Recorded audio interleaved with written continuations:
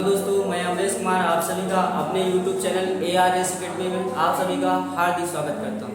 अभी तक हम लोग करंट अफेयर की सीरीज पढ़ रहे थे, स्ट्रेटेजी के पढ़ रहे थे, जो आने वाले पेट के एग्जाम और वीडियो के एग्जाम, UPP के एग्जाम, जो भी परीक्षा होने वाली है, तो इसमें हम लोग करंट और स्ट्रेटेजी के बारे में पढ़ रहे थे। इसके पहले जो वीडियो हमने पढ़ाई थी, आज उसी के आगे बात करते हैं दोस्तों। तो अगर आपको पहले कैसे हमारी क्लासें लग रही हैं, आप कमेंट करके जरूर दोस्तों बताइएगा। आइए हम पहले क्वेश्चन की बात करते हैं दोस्तों। तो पहला क्वेश्चन हमारा है, प्रतिवर्ष भारतीय सेना द्वारा हाइफा दिवस कब मनाया जाता है? हाइफा दिवस कब मनाया जाता है? तो दोस्तों यह मनाया जाता है 23 सितंबर को। कब मनाया जाता है दोस्तों? यह 23 सितंबर को मनाया जाता है दोस्तों। और अगर पूछे हाइफा युद्ध दोस्तों कब हुआ था, हाइफा युद्ध कब हुआ था दोस्तों? तो हाइफा युद्ध 23 सितंबर 1918 को दोस्तों हाइफा युद्ध हुआ था। कब हुआ था दोस्तों? 23 सितंबर 1918 को हाइफा युद्ध हुआ था। अब दोस्तों दिवस की जो बातें हैं, तो हम कुछ दिवस इंपॉर्टेंट, जो बहुत इंपॉर्टेंट दिवस आते हैं, उनके बारे में बात कर लेते हैं दोस्तों। तो कौन सा दिवस हम दोस्तों बात करते हैं आपसे? लुई ब्रेल दिवस। कौन सा दोस्तों? लुई ब्रेल दिवस। दोस्तों लुई ब्रेल दिवस कब मनाया जाता है? लुई ब्रेल दिवस दोस्तों यह 4 जनवरी को मनाया जाता है। कब मनाया जाता है दोस्तों? 4 जनवरी को मनाया जाता है दोस्तों। अगर हम बात करें DRDO दिवस दोस्तों कब मनाया जाता है? तो यह भी दोस्तों 1 जनवरी को मनाया जाता है। अगर हम बात करें दोस्तों DRDO की स्थापना कब हुई थी, तो DRDO की स्थापना 1 जनवरी 1958 को DRDO की स्थापना हुई थी। और इसका दोस्तों हेडक्वार्टर कहाँ पर है? तो इसका हेडक्वार्टर दोस्तों नई दिल्ली में है। कहाँ पर है दोस्तों? नई दिल्ली में दोस्तों इसका हेडक्वार्टर है। अगर दोस्तों हम बात करें प्रवासी भारतीय दिवस दोस्तों कब मनाया जाता है? प्रवासी भारतीय दिवस दोस्तों कब मनाया जाता है? तो यह मनाया जाता है 9 जनवरी को। कब मनाया जाता है दोस्तों? 9 जनवरी को मनाया जाता है दोस्तों। कब मनाया जाता है? 9 जनवरी को मनाया जाता है। अगर दोस्तों हम राष्ट्रीय युवा दिवस की बात करें, या विश्व हिंदी दिवस कब मनाया जाता है? विश्व हिंदी दिवस दोस्तों कब मनाया जाता है? तो यह मनाया जाता है 10 जनवरी को। कब दोस्तों मनाया जाता है? 10 जनवरी को मनाया जाता है दोस्तों। अगर दोस्तों हम राष्ट्रीय युवा दिवस की बात करें, युवा दिवस की बात करें दोस्तों, तो यह मनाया जाता है 12 जनवरी को। कब मनाया जाता है दोस्तों? 12 जनवरी को यह दिवस मनाया जाता है दोस्तों। अगर हम और इम्पोर्टेंट दिवस की बात करें, अंतर्राष्ट्रीय महिला दिवस दोस्तों कब मनाया जाता है? अंतर्राष्ट्रीय महिला दिवस दोस्तों, अंतर्राष्ट्रीय महिला दिवस कब मनाया जाता है? तो अंतर्राष्ट्रीय महिला दिवस दोस्तों 8 मार्च को मनाया जाता है। कब मनाया जाता है दोस्तों? 8 मार्च को अंतर्राष्ट्रीय महिला दिवस मनाया जाता है। अगर दोस्तों और बात करें कि 23 जनवरी को कौन सा दिवस मनाया जाता है? 23 जनवरी को दोस्तों कौन सा दिवस मनाया जाता है? तो दोस्तों ये किसके जन्म दिवस पे मनाया जाता है दोस्तों? 23 जनवरी को दोस्तों कौन सा दिवस मनाया जाता है? तो ये किसके? इसका आंसर आप लोग कमेंट बॉक्स में करना। इसका आंसर दोस्तों आप लोग कमेंट बॉक्स में हमें कमेंट करना, और इसका आंसर आप लोग बताएंगे। ठीक है दोस्तों। अगर दोस्तों हम और बात करें कि विश्व स्वास्थ्य दिवस कब मनाया जाता है दोस्तों, तो विश्व स्वास्थ्य दिवस दोस्तों कब मनाया जाता है? विश्व स्वास्थ्य दिवस दोस्तों कब मनाया जाता है? तो विश्व स्वास्थ्य दिवस दोस्तों 7 अप्रैल को मनाया जाता है दोस्तों। 7 अप्रैल को क्यों मनाया जाता है? तो 7 अप्रैल 1948 को दोस्तों WHO की स्थापना हुई थी, इसीलिए 7 अप्रैल को विश्व स्वास्थ्य दिवस मनाया जाता है दोस्तों। अगर दोस्तों 22 मार्च की बात करें कि विश्व जल दिवस कब मनाया जाता है? विश्व जल दिवस दोस्तों कब मनाया जाता है? तो विश्व जल दिवस 22 मार्च को मनाया जाता है। विश्व जल दिवस दोस्तों 22 मार्च को मनाया जाता है। अगर दोस्तों पृथ्वी दिवस पूछे कब मनाया जाता है? तो पृथ्वी दिवस दोस्तों आपका मनाया जाता है 22 अप्रैल को दोस्तों। कब मनाया जाता है पृथ्वी दिवस? पृथ्वी दिवस 22 अप्रैल को मनाया जाता है। अगर दोस्तों पूछे जैव विविधता दिवस कब मनाया जाता है दोस्तों? तो जैव विविधता दिवस दोस्तों 22 मई को मनाया जाता है। कब मनाया जाता है दोस्तों? 22 मई को मनाया जाता है दोस्तों। इनको ये सीक्वेंस आप अच्छे से याद रखना। 22 मार्च को विश्व जल दिवस मनाया जाता है, 22 अप्रैल को पृथ्वी दिवस मनाया जाता है, और 22 28 मई को जैव विविधता दिवस मनाया जाता है दोस्तों, जैव विविधता दिवस मनाया जाता है। दोस्तों अगर हम और बात करें कि अंतर्राष्ट्रीय विश्व खुशहाली दिवस दोस्तों कब मनाया जाता है, विश्व खुशहाली दिवस दोस्तों कब मनाया जाता है, तो विश्व खुशहाली दिवस, विश्व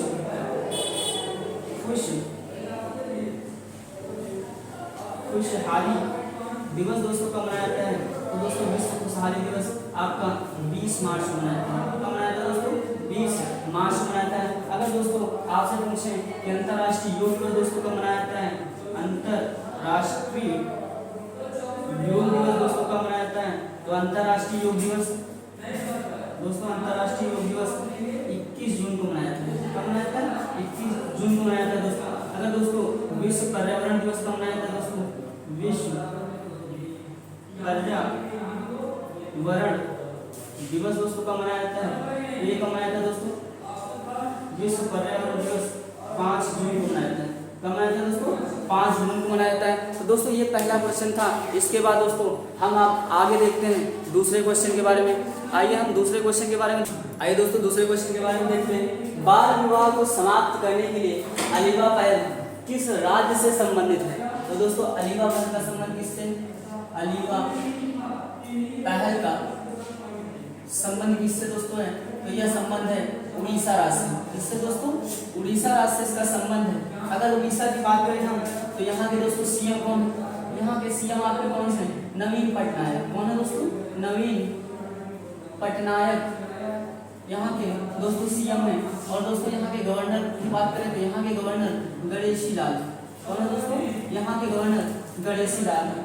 अब दोस्तों बाल विवाह को समाप्त करने के लिए उड़ीसा ने लक्ष्य रखा है कि 2030 तक, कब तक दोस्तों, 2030 तक उड़ीसा बाल विवाह मुक्त हो जाएगा।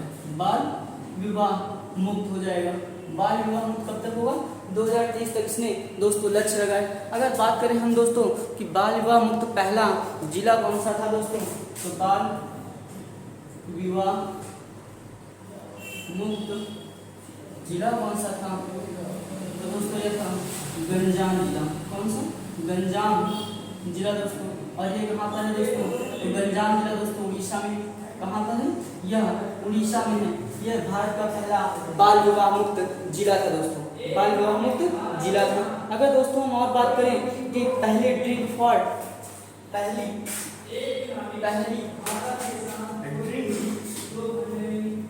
फ्रॉम टैप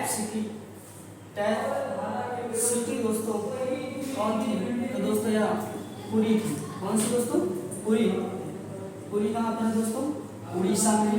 दोस्तों अगर हम और बात करें उड़ीसा के बारे में तो यही पे दोस्तों चिल्का झील।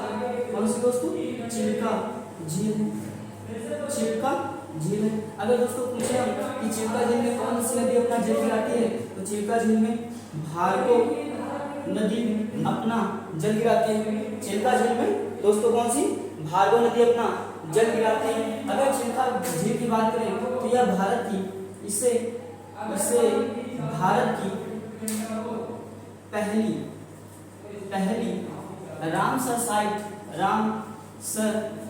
साइट घोषित किया गया था।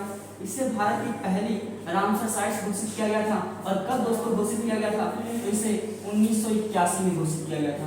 इसे भारत की पहली रामसर साइट 1981 में घोषित किया गया था। अगर दोस्तों हम और बात करें यहाँ पे तो यहीं पे उड़ीसा में रजपर्व, नुआखाई और धान यात्रा महोत्सव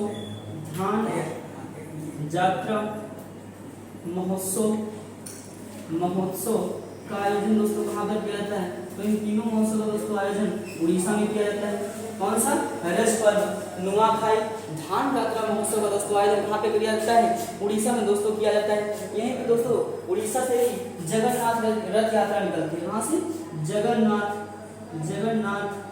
रथ यात्रा कहाँ से निकलती है दोस्तों, जगन्नाथ रथ यात्रा पूरी उड़ीसा से निकलती है। जगन्नाथ रथ यात्रा कहाँ से निकलती है दोस्तों, तो पूरी उड़ीसा से निकलती है। दोस्तों अगर हम और उड़ीसा की बात करें तो यहीं पे आपको क्या मिलेगा, यहीं पे आपको व्हीलर ड्यूक। कौन सा दोस्तों, व्हीलर ड्यूक है, जिसका नाम चेंज करके दोस्तों क्या दिया गया, एपीजे एपीजे अब्दुल कलाम द्वीप दोस्तों, एपीजे अब्दुल कलाम द्वीप रख दिया गया। और यही क्या है, यहाँ से डीआरडीओ का लॉन्चिंग पैड, डीआरडीओ का लॉन्चिंग पैड स्थित है। डीआरडीओ की स्थापना दोस्तों अभी हमने बताया था 1 जनवरी 1958 को हुई थी। और इसका हेडक्वार्टर दोस्तों कहाँ पे है, तो इसका हेडक्वार्टर नई दिल्ली में। दोस्तों अगर हम और उड़ीसा के बारे में बात करें, उड़ीसा के बारे में, तो उड़ीसा का शास्त्रीय नृत्य कौन दोस्तों, उड़ीसा का शास्त्रीय नृत्य कौन सा है दोस्तों, तो उड़ीसा का शास्त्रीय नृत्य है ओडिसी। कौन सा दोस्तों, ओडिसी यहाँ का शास्त्रीय नृत्य है। अगर दोस्तों हम यहाँ की शास्त्रीय भाषा की बात करें, शास्त्रीय भाषा की दोस्तों बात करें, तो यहाँ की शास्त्रीय भाषा है दोस्तों उड़िया। कौन सी दोस्तों शास्त्रीय भाषा है, यहाँ की शास्त्रीय भाषा है उड़िया। अगर दोस्तों हम और यहाँ की बात करें क्वेश्चनों की, तो यहाँ पे भीतरकनिका राष्ट्रीय उद्यान है दोस्तों, सिमलीपाल राष्ट्रीय उद्यान है। कौन सा दोस्तों, भीतरकनिका राष्ट्रीय उद्यान, भीतरकनिका राष्ट्रीय उद्यान, भीतरकनिका राष्ट्रीय उद्यान, सिमलीपाल राष्ट्रीय उद्यान, सिमलीपाल राष्ट्रीय उद्यान, भीतरकनिका राष्ट्रीय उद्यान, सिमलीपाल राष्ट्रीय उद्यान, सिमलीपाल राष्ट्रीय उद्यान। अगर और हम दोस्तों बात करें, तो यहीं पे कौन सा आपका चावल अनुसंधान केंद्र स्थित है, कौन सा, अंतरराष्ट्रीय चावल अनुसंधान केंद्र कटक उड़ीसा में है दोस्तों। अंतरराष्ट्रीय चावल अनुसंधान केंद्र, चावल अनुसंधान केंद्र कहाँ पर है दोस्तों, तो यह कटक में भी है। कहाँ पर है दोस्तों, कटक में। अगर दोस्तों कटक की बात करें, अगर हम दोस्तों अंतरराष्ट्रीय चावल अनुसंधान के कटक में है, अगर राष्ट्रीय चावल अनुसंधान केंद्र दोस्तों कटक में है। कौन सा, राष्ट्रीय चावल अनुसंधान केंद्र कटक में दोस्तों। अगर हम दोस्तों अंतरराष्ट्रीय चावल अनुसंधान केंद्र की बात करें, तो यह दोस्तों मनीला में है। कहाँ पर, फिलीपींस की राजधानी मनीला में है। अगर दोस्तों हम और बात करें कटक से, तो कटक में दोस्तों, कटक में ही जन्म किसका हुआ था, कटक में दोस्तों जन्म हुआ था सुभाष चंद्र बोस का, सुभाष चंद्र बोस का जन्म हुआ था। सुभाष चंद्र बोस का जन्म दोस्तों कहाँ पे हुआ था, कटक में हुआ था। एक और व्यक्ति का जन्म उड़ीसा में हुआ था, जो क्रिकेटर है प्रज्ञान ओझा, इनका भी जन्म कहाँ पे हुआ था दोस्तों, उड़ीसा में हुआ था। अगर दोस्तों हम और बात करें, तो वर्तमान में जो भारत की राष्ट्रपति बनी है 15वें नंबर की, ये कहाँ से इनका जन्म हुआ था, तो इनका जन्म मयूरभंज, कहाँ पे दोस्तों, मयूरभंज उड़ीसा में हुआ था। मयूरभंज उड़ीसा में इनका जन्म हुआ था दोस्तों। और ये भारत की किसका, द्रौपदी मुर्मू का जन्म कहाँ पे हुआ था, मयूरभंज उड़ीसा में हुआ था दोस्तों। अगर आपसे पूछा जाए कि द्रौपदी मुर्मू राष्ट्रपति बनने से पहले किस राज्य की राज्यपाल थी दोस्तों, तो यह इससे पहले झारखंड की राज्यपाल रह चुकी हैं। कहाँ की, झारखंड की राज्यपाल रह चुकी हैं दोस्तों। ये उड़ीसा के बारे में हमने जो बात की है, अगर आपको हम साइड में जाते हैं, अगर आप स्क्रीनशॉट लेना चाहते हैं तो ले लीजिए। इसके बाद हम तीसरे क्वेश्चन की बात करते हैं। कौन सा दोस्तों, तीसरा क्वेश्चन, और इसके आप अच्छे तरह से करते रहना। आइए दोस्तों हम तीसरे क्वेश्चन के बारे में बात करते हैं। तीसरा क्वेश्चन, हाल ही में किस भारतीय चिकित्सा अनुसंधान परिषद ICMR का महानिदेशक नियुक्त किया गया है, तो किसे नियुक्त किया गया दोस्तों, डॉक्टर राजीव बहल को। किसे नियुक्त किया गया दोस्तों, डॉक्टर राजीव बहल को नियुक्त किया गया है। राजीव बहल को दोस्तों नियुक्त किया गया है। अब दोस्तों हम क्वेश्चन में बात करते हैं, अब कौन कौन सी प्रमुख नियुक्तियां इस समय हैं। अगर दोस्तों आपसे हम पूछें कि वर्तमान में CAG कौन है दोस्तों, वर्तमान में CAG वर्तमान में कौन है दोस्तों, इस समय गिरीश चंद्र मुर्मू है दोस्तों। कौन है, गिरीश चंद्र मुर्मू, कौन है दोस्तों, गिरीश चंद्र मुर्मू वर्तमान में CAG। अगर दोस्तों हम और बात करें कि कौन है CGA, कौन है दोस्तों वर्तमान में CGA वर्तमान में दोस्तों कौन है, तो सोनाली सिंह है, सोनाली सिंह है वर्तमान में, सोनाली सिंह वर्तमान में CAG। दोस्तों अगर हम और बात करें आपसे कि वर्तमान में मुख्य निर्वाचन आयुक्त कौन है भारत के, वर्तमान में भारत के मुख्य निर्वाचन आयुक्त कौन है, आयुक्त कौन है दोस्तों, तो वर्तमान में राजीव कुमार वर्तमान में मुख्य निर्वाचन आयुक्त हैं दोस्तों। अगर हम बात करें वर्तमान में इसरो के अध्यक्ष कौन है दोस्तों, इसरो के अध्यक्ष दोस्तों वर्तमान में कौन है, इसरो के अध्यक्ष दोस्तों 10वें नंबर के एस सोमनाथ। कौन है? एस सोमनाथ। अगर दोस्तों हम इसरो की बात करें, इसरो की स्थापना इंडियन स्पेस रिसर्च ऑर्गेनाइजेशन, इसका फुल फॉर्म है दोस्तों, और इसकी स्थापना दोस्तों 15 अगस्त 1969 को इसकी स्थापना हुई थी। और इसका हेडक्वार्टर कहाँ पर है? तो इसका हेडक्वार्टर बेंगलुरु में। कहाँ पर है? बेंगलुरु में इसका दोस्तों हेडक्वार्टर है। दोस्तों कहाँ पर है? बेंगलुरु में दोस्तों इसका हेडक्वार्टर है। दोस्तों अगर हम आगे बात करें वर्तमान में इस समय, तो वर्तमान में अगर पूछे दिल्ली पुलिस आयुक्त कौन है दोस्तों? वर्तमान में दिल्ली पुलिस आयुक्त कौन है? तो दोस्तों वर्तमान में दिल्ली पुलिस आयुक्त संजय अरोड़ा। कौन है दोस्तों? संजय अरोड़ा वर्तमान में दिल्ली पुलिस आयुक्त है दोस्तों। वर्तमान में दिल्ली पुलिस आयुक्त कौन है? संजय अरोड़ा है। दोस्तों अगर आपसे बात करें जेएनयू की पहली महिला अध्यक्ष कौन बनी थी? कौन दोस्तों? जेएनयू की पहली महिला अध्यक्ष कौन बनी थी दोस्तों? तो दोस्तों जेएनयू की पहली महिला अध्यक्ष श्री शांति धुलपुड़ी बनी थी। कौन दोस्तों? शांति श्री धुलपुड़ी बनी थी। शांति श्री धुलपुड़ी बनी थी दोस्तों। शांति श्री धुलपुड़ी जेएनयू की पहली महिला अध्यक्ष बनी थी दोस्तों। जेएनयू की पहली महिला अध्यक्ष कौन? शांति श्री धुलपुड़ी बनी थी दोस्तों। और मृत्यु की बात करते हैं दोस्तों, तो वर्तमान में मुख्य वैज्ञानिक सलाहकार कौन है? वर्तमान में मुख्य वैज्ञानिक सलाहकार कौन है? सलाहकार वर्तमान में दोस्तों कौन है? तो कौन है दोस्तों? वो आपके अजय कुमार सूद है।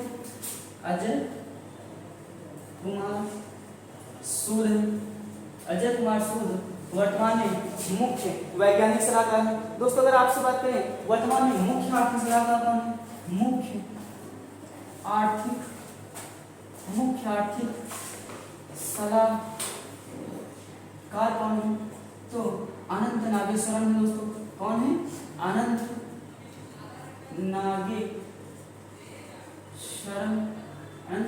नागेश्वरम ये भारत के मुख्य आर्थिक सलाहकार हैं दोस्तों। अगर दोस्तों हम और बात करें वर्तमान में एनसीईआरटी के अध्यक्ष कौन है दोस्तों? एनसीईआरटी की दोस्तों अध्यक्ष कौन है? तो दोस्तों दिनेश सकलानी है। कौन है दोस्तों? दिनेश सकलानी इसके अध्यक्ष है दोस्तों। दिनेश सकलानी एनसीईआरटी के दोस्तों वर्तमान में अध्यक्ष है दोस्तों। अगर हम बात करें 15वें वित्त आयोग के अध्यक्ष कौन है? 15वें वित्त आयोग के अध्यक्ष कौन है? 15वें वित्त आयोग के अध्यक्ष दोस्तों कौन है? आयोग के अध्यक्ष कौन है इसमें? तो इसमें दोस्तों एनके सिंह है। कौन है दोस्तों? एनके नंद किशोर सिंह दोस्तों वर्तमान में 15वें वित्त आयोग के आपके अध्यक्ष बने हैं दोस्तों। हम और बात करें कि वर्तमान में आपकी नीति आयोग के अध्यक्ष उपाध्यक्ष कौन है दोस्तों? नीति आयोग के उपाध्यक्ष दोस्तों कौन? नीति आयोग के उपाध्यक्ष दोस्तों कौन है? तो सुमन के बेरी है दोस्तों। कौन है दोस्तों? सुमन के बेरी वर्तमान में नीति आयोग के उपाध्यक्ष है दोस्तों। अगर हम बात करें नीति आयोग के सीईओ कौन है दोस्तों? तो वो है परमेश्वर अय्यर। कौन है दोस्तों? परमेश्वर अय्यर वर्तमान में नीति आयोग के अध्यक्ष हैं दोस्तों। ये है तीसरा क्वेश्चन।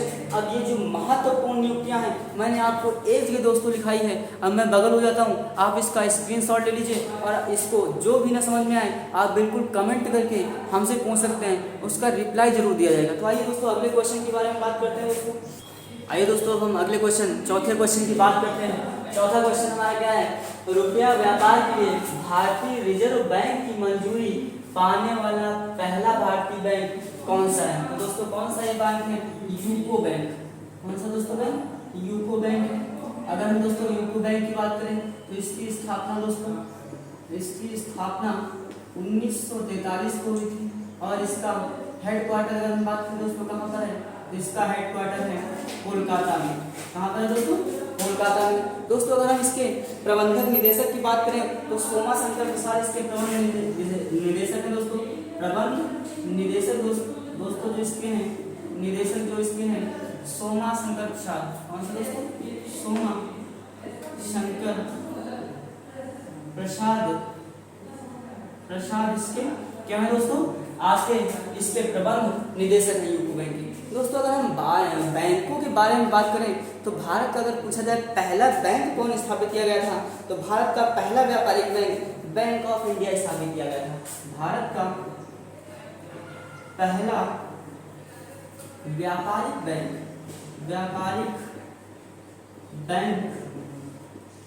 बैंक ऑफ इंडिया की स्थापना हुई थी। बैंक ऑफ इंडिया की स्थापना हुई थी। अगर दोस्तों हम बात करें कि इस बैंक की स्थापना कब हुई थी दोस्तों, तो इस बैंक की स्थापना दोस्तों 1786 में हुई थी। कब हुई थी दोस्तों? 1786 में हुई थी। इसके बाद 1790 में दोस्तों एक और बैंक की स्थापना हुई थी। 1790 में बैंक ऑफ हिंदुस्तान खोला गया। कौन सा दोस्तों? 1790 ईस्वी में बैंक ऑफ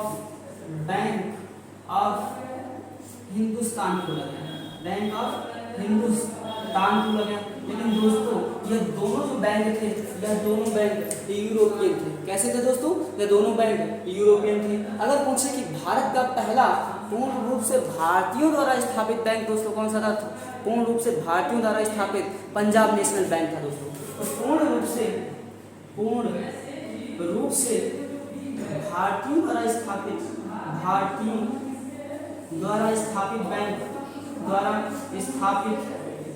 बैंक कौन था, तो दोस्तों ये पंजाब नेशनल बैंक था। कौन सा दोस्तों था? पंजाब नेशनल बैंक था। दोस्तों अगर हम पंजाब नेशनल बैंक की बात करें तो इसकी दोस्तों स्थापना कब हुई थी, तो इसकी स्थापना दोस्तों 1894 में हुई थी। कब दोस्तों इसकी स्थापना हुई थी? 1894 में दोस्तों इसकी स्थापना हुई थी। दोस्तों अगर हम और बात करें आपसे बात करें तो 1806 में बैंक ऑफ बंगाल की स्थापना की गई। 1806 में बैंक ऑफ बंगाल की स्थापना की गई। 1806 में दोस्तों बैंक ऑफ बंगाल की स्थापना की गई और 1840 में बैंक ऑफ बॉम्बे की स्थापना की गई। 1840 में बैंक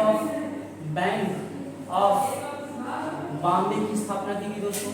बैंक ऑफ बॉम्बे की स्थापना की गई। लेकिन दोस्तों इसके साथ एक और स्थापना की गई थी। 1843 में एक बैंक और स्थापना की गई, बैंक ऑफ महाराष्ट्र। 1843 में दोस्तों बैंक ऑफ मद्रास की स्थापना की गई। कौन सी दोस्तों? 1806 में बैंक ऑफ बंगाल की स्थापना की गई। 1840 में बैंक ऑफ बॉम्बे की स्थापना की गई। 1843 में बैंक ऑफ मद्रास की स्थापना की गई। दोस्तों 1921 में इन तीनों बैंकों को मिलाकर एक बैंक की स्थापना की गई। कौन सी बैंक दोस्तों? Imperial bank. दोस्तों 1921 में इन तीनों बैंकों को मिलाकर इंपीरियल बैंक, कौन सी? इंपीरियल बैंक की स्थापना कर दी गई। कौन सी? इंपीरियल बैंक की स्थापना कर दी गई। इन तीनों बैंकों को मिलाकर 1921 में इंपीरियल बैंक की स्थापना कर दी गई दोस्तों। इंपीरियल बैंक की स्थापना कर दी गई दोस्तों। अगर हम बात करें ये इंपीरियल बैंक 1921 में, इसी इंपीरियल बैंक का 1955 में राष्ट्रीयकरण के उपरांत कर इसका नाम बदलकर 1955 में दोस्तों इसका राष्ट्रीयकरण करके इसका नाम बदल के स्टेट बैंक ऑफ इंडिया कर दिया गया दोस्तों। तो इसी का नाम बदलकर 1955 में स्टेट बैंक ऑफ इंडिया कर दिया गया। स्टेट बैंक ऑफ इंडिया कर दिया गया। 1955 में इसका नाम बदलकर दोस्तों क्या कर दिया गया? स्टेट बैंक ऑफ इंडिया कर दिया गया दोस्तों। इसमें अगर हम दोस्तों बात करें RBI reserve bank of India, दोस्तों इसकी स्थापना कब हुई थी? तो दोस्तों इसकी स्थापना 1934 में इसका एक्ट आया था। तब दोस्तों इसका एक्ट आया था 1934 में, लेकिन इसकी दोस्तों स्थापना 1 अप्रैल 1935 को हुई थी। कब हुई थी? 1 अप्रैल 1935 को दोस्तों इसकी स्थापना हुई थी। 1 अप्रैल 1935 को दोस्तों इसकी स्थापना हुई थी। अगर हम बात करें तो दोस्तों आरबीआई का राष्ट्रीयकरण दोस्तों कब किया गया था? तो दोस्तों इसका राष्ट्रीयकरण दोस्तों 1949 में किया गया था। 1949 में दोस्तों इसका राष्ट्रीयकरण कर दिया गया। अगर हम बात करें दोस्तों कि आरबीआई की स्थापना किस समिति की सिफारिश पे की गई थी, तो आरबीआई की स्थापना यंग हिल्टन समिति की सिफारिश पे की गई थी। यंग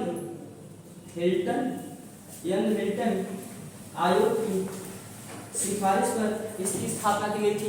यंग हिल्टन आयोग की सिफारिश पर इसकी स्थापना की गई थी। अगर आरबीआई के हम वर्तमान गवर्नर की बात करें दोस्तों, तो आरबीआई के वर्तमान गवर्नर शक्तिकांत दास हैं। कौन है दोस्तों? वर्तमान में आरबीआई के गवर्नर शक्तिकांत दास हैं दोस्तों। वर्तमान में आरबीआई के गवर्नर कौन है? शक्तिकांत दास हैं दोस्तों। अगर हम बात करें दोस्तों 1969 में 14 बैंकों का राष्ट्रीयकरण किया गया था और 1900 बैंकों में और 8 बड़े बैंकों का राष्ट्रीयकरण कर दिया गया। तो दोस्तों आज इतनी क्लास रखते हैं। अगर आप लोगों को क्लास पसंद आई हो तो प्लीज़ वीडियो को लाइक करें, शेयर करें और हमारे चैनल को सब्सक्राइब करना ना भूलें। और इसके बाद हम नेक्स्ट क्लास में आपको मिलेंगे। धन्यवाद। जय हिंद।